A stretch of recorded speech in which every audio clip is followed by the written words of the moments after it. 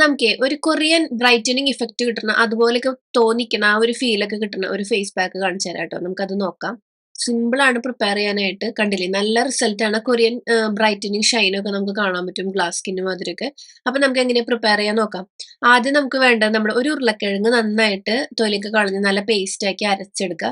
അതിലേക്ക് നമ്മുടെ chia seed ഇല്ലേ ആ ചിയാ സീഡ് നമുക്ക് ഒരു ഒന്നോ അല്ലെങ്കിൽ 1.5 സ്പൂൺ ഇട്ട് കൊടുക്കാം. എന്നിട്ട് നമ്മളത് കുറച്ചു നേരം സോക്ക് ചെയ്യാൻ വെക്കുക. കുറച്ച് കഴിയുമ്പോൾ അത് ദാ ഈ ഒരു കൺസിസ്റ്റൻസി ആവും. ഏകദേശം ഒരു അരമണിക്കൂർ കഴിയുമ്പോൾ നമുക്ക് ഇങ്ങനെ തന്നെ ഫേസിലിടാം. ഇല്ലെങ്കിൽ ഞാൻ ഒന്നും കൂടി അരച്ചെടുത്തിട്ടുണ്ട്. കുറച്ചും കൂടി അത് തിക്കാവും, ഫേസിലിരിക്കും. അപ്പൊ നമ്മളിത് ഫേസ് നന്നായിട്ട് ക്ലീൻ ചെയ്തിട്ട് ഇതിങ്ങനെ അപ്ലൈ ചെയ്ത് കൊടുക്കാം. എന്നിട്ട് 20 മിനിറ്റ്സ് നമ്മളിത് വെയിറ്റ് ചെയ്യുക.